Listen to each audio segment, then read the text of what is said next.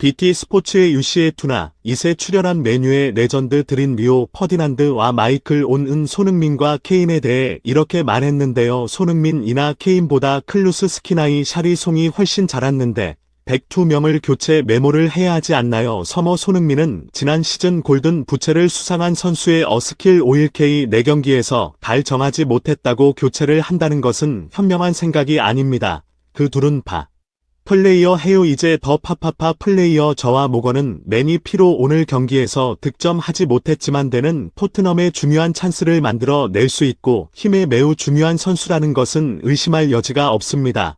이 수치는 손흥민이 프리미어 리그에서 활약한 8시즌 동안 한 경기당 그가 만들어낸 결정적 찬스의 평균 수치인 하여 해리 케인은 중요한 선수 의료제약 만약 리버풀이 남의 시시 메뉴라면 그는 손수 중에 한 명이 불과하겠지만 토트넘에서는 그렇지 않습니다. 우리는 해리 케인에게 좀 더 인내심을 가질 필요가 있어요. 이제는 3, 4년 동안 토트넘을 이끌어 왔습니다. 누가 몇 게임에서 득점을 못했다고 벤치에 앉히는 건 큰 실수예요. 폰 흥민은 예전에 0으로 돌려놓고 그를 지금의 부진에서 끌어낼 방법을 콘테가 만들어내야 합니다. 왜냐하면 그는 대단히 뛰어난 선수이기 때문이에요. 저는 손흥민에 대해 어떠한 계란을 할 요소를 찾을 수가 없습니다. 손흥민과 케인은 알다시피 경기를 어떻게 해야 하는지 아는 선수들이에요. 해들은 함께 플레이할 때 많은 골을 넣은 선수들입니다. 이런 경기에서 한 명을 교체해버리면 나머지 한 명도 경기에 영향을 주기 어려워하고 많은 영국 축구 매체들은 토트넘이 스포르팅이 충격적인 2대0 패배를 당하면서 이 패배의 희생양을 찾느라 매우 분주합니다. 영국의 축구 전문지 풋볼 언더는 손흥민에 대해 경기에서 아무런 영향을 주지 못했다고 말하고 있고 해리 케인 역시 패스 실수를 남발하며 제대로 된 플레이를 하지 못했다는 단편적인 분석을 내놓고 있습니다. 이브닝 스탠다드 역시 비슷한 분석을 내놓고 있고 각 축구 통계 사이트 역시 토트넘 전체 선수에 대해 매우 안 좋은 평점을 주고 있는데요. 축구의 설과로 활동하고 있는 뉴캐슬의 레전드 앨런 시어러 아는 한 영국의 축구 매체와 인터뷰에서 스포르팅을 상대로 전방 압박을 하며 라인을 끌어올린 공격적인 전술이 이번 패배의 원인이며 손흥민을 전혀 사용하지 않는 콘테가 정말 이상하다고 말해 팬들의 주목을 받고 있습니다. 풋볼 매거진이 살펴보겠습니다. 토트넘이 세계 최고의 강팀들을 상대로 프리미어리그에서 4위를 한 힘은 바로 세계적 수준의 역습입니다. 누구도 이 부분에 대해 반론을 제기할 수 없을 거예요. 그래서 토트넘의 기본 전술은 수비 라인을 내리고 상대가 자신들을 전방 압박하러 들어오도록 일부러 점유율을 내줍니다. 그러면 상대는 하프라인까지 수비 라인을 끌어 올리게 되고 토트넘이 중간에 공을 커트해내면 그 자리에서 상대 수비 뒷공간으로 빠르게 역습을 시도하는 농지 글 오니 거라.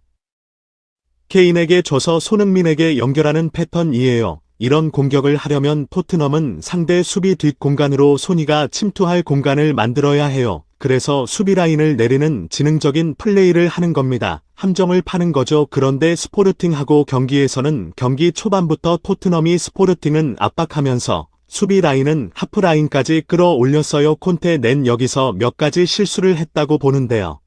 첫 번째 실수는 전반 초반부터 저렇게 전방 압박을 하게 되면 초반 10분쯤 남겨놓고 수비진들의 체력이 고갈됩니다. 이건 공격수가 수비 라인에 합류해 수비를 하는 경우 공격수가 최전방에서부터 추후방까지 오가는 거리가 늘어나기 때문에 후반 10분 정도 남겨놓은 시간에 공격수 체력이 완전히 고갈되는 것과 이치가 같아요. 콘테는 수비진을 후반 15분경이나 20분경에 바꿔줘 서야해요. 로메로가 계속 후반에 가서 뚫리는 것 보셨죠? 실력이 모자라는 게 아니라 체력이 안 되는 거예요. 두 번째 실수는 전방 압박을 하면 손이가 침투할 공간이 사라집니다. 그래서 헨리 케인이 손흥민에게 공을 연결하려고 푸다리 노력했지만 다 커트 당하거나 줄 공간이 없어서 망설이다 공을 다 뺏기는 거예요. 해리가 실력이 없고 멍청해서 패스 미스가 나거나 공을 빼앗기는 게 아니에요. 손흥민이 실력이 없어서 찬스를 못 만드는 게 아닙니다. 이렇게 하는 이유는 좌측 페리시체가 상대팀 골문 전방이 크로스를 올리고 손흥민 에리샬 이송을 상대방 골문 앞에 모아 놓아 하더라. 골문 앞 혼전 상황을 만드는 것인데요. 손흥민은 골문 앞에서 몸싸움과 헤더에 내간 선수가 아니에요. 전술 실험도 적당히 해야지. 지금 7경기 8경기를 하면서 손흥민 무득점인데 움직임이나 찬스 만드는 거 지난 시즌보다 훨씬 좋은데 도전술 때문에 무득점이라니. 저 같으면 감독실 내 찾아가서 고함치고 이따위로 하면 이적한다 고 했을 텐데 참 대단합니다. 소니는 앨런 시어로는 답답한 듯이 이어서 말했습니다. 그럼 콘테는 왜 저렇게 갑자기 전방 압박 전술을 가지고 나왔을까 생각해보면 지난 시즌 챔피언스리그 16강전에서 스포르팅이 맨시티를 상대로 5대0으로 집니다. 맨시티를 참고한 것 같아요. 그러나 토트넘은 전방 압박으로 공을 달취해도 이미 상대 아프라 인 안에 21명이 있는 상황에서 공간을 부수고 들어갈 만한 패스 마스터가 없습니다. 실바나 케빈 같은 선수가 없어요. 과거 에릭슨 같은 선수가 없단 말이죠. 페르시치와 손흥민의